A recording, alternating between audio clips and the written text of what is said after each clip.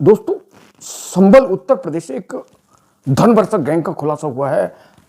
क्या धन वर्षक गैंग में कौन शामिल हुआ, कैसे खुलासा हुआ, इस क्राइम स्टोरी को हमने कवर किया है दोस्तों। तो दोस्तों, जिस तरह धर्म के नाम पर लोग ठगी कर रहे हैं, इस संभल का जो तांत्रिक केस है, जो गैंग है, इसमें खुलासा हुआ है। आज हम लोग चलते फिरते लोगों पर भरोसा कर लेते हैं और पैसे के लालच में खासतौर पे बेटियां और महिलाएं किसी पर भरोसा कर लेती हैं जो उनके लिए बहुत खतरनाक साबित हुआ है। इस वीडियो में, इस क्राइम स्टोरी में दोस्तों, ये इंस्पायर किया गया है कि बेटी और महिलाएं पैसे के लालच में लोगों से समझौता कर लेती हैं और मजबूरी में आकर फंस जाती हैं।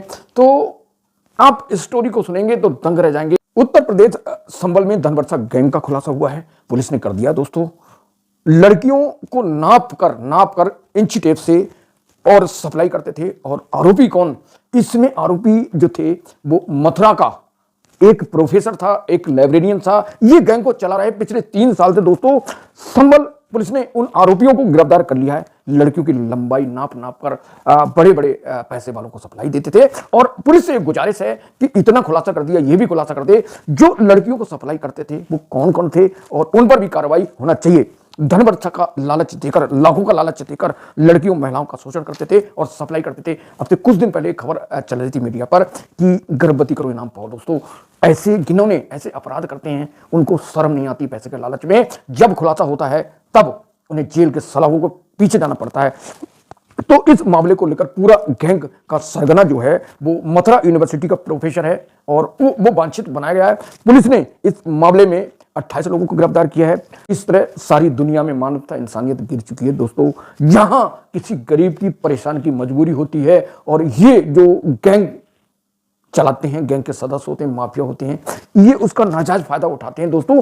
इसी तरह जो बेरोजगार लड़कियां थी, महिला थी, उनका सपना था कि वह पैसे कमाए और धन वर्षा गैंग में शामिल हो जाती थी। उनका फोटो खींचा जाता, वीडियो बनाया जाता था और उनकी लंबाई नापी जाती थी और इन सब प्रक्रियाओं के बाद इन्हें सप्लाई दे दिया जाता था बड़े लोगों को दोस्तों।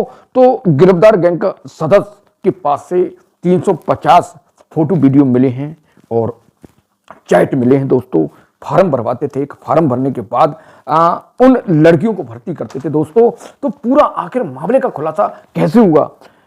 एसएसपी के बिश्नोई जो संभल के, उन्होंने बताया कि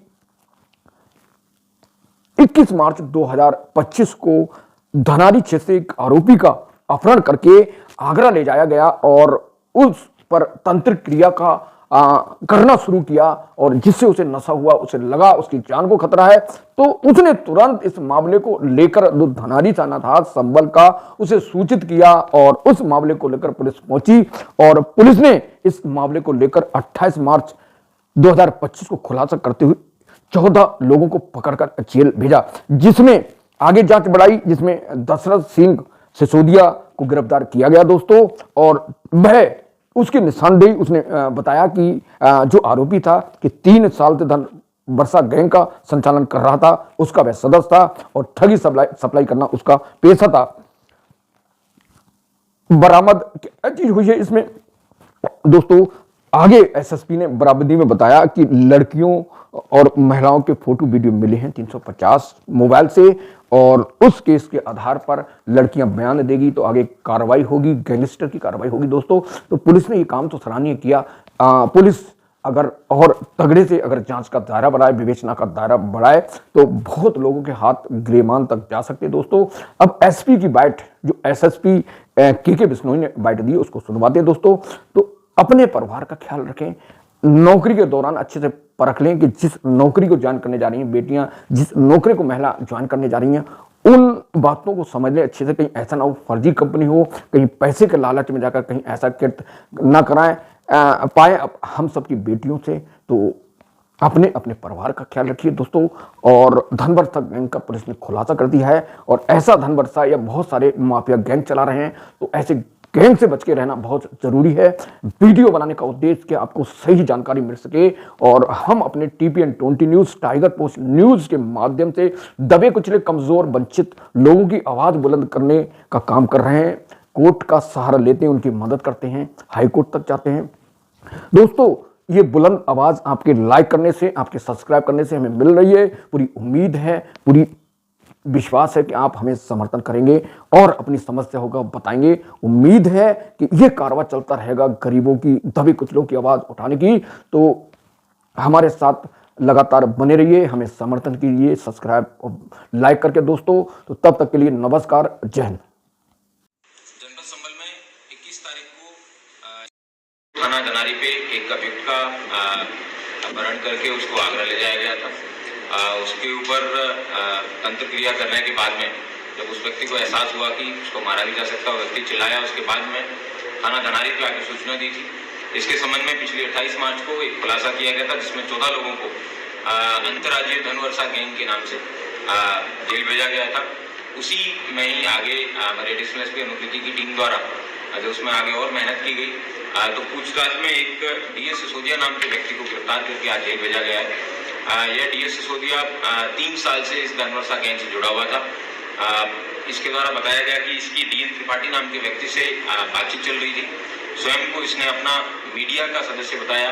मीडिया वो ग्रुप है जो इस पूरे धनवर्षा गिरोह के अंदर लड़की सप्लाई करने का काम, प्रोक्योर करने का और आगे धर्मगुरु तक जो भी गुरु है उनका उस तक पहुंचाने का काम इसके द्वारा किया जाता था। और इसके द्वारा ये एक यूनिवर्सिटी के अंदर लाइब्रेरी में इंफॉर्मेशन साइंस का प्रोफेसर है। इस व्यक्ति को 67 आईटी एक्ट और 111(2) और 143 बीएनएस के अंदर उसका अभियोग पाया गया है।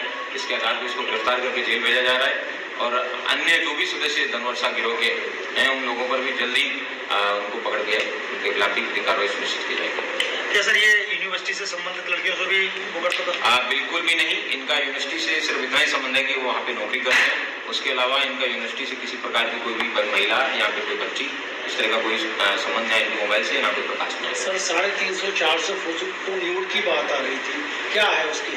देखिए, कुछ बच्चियों के फोटोज मिले हैं, लेकिन अभी तक उनके साथ क्या शारीरिक शोषण हुआ था नहीं हुआ था, इन सारी चीजों को वेरीफाई करवाया जा रहा है पुलिस के द्वारा। और अभी तक किसी भी महिला के द्वारा सामने आके इस तरीके का बयान दर्ज नहीं करवाया है। पुलिस के द्वारा उनको मोटिवेट करने का प्रयास किया जा रहा है।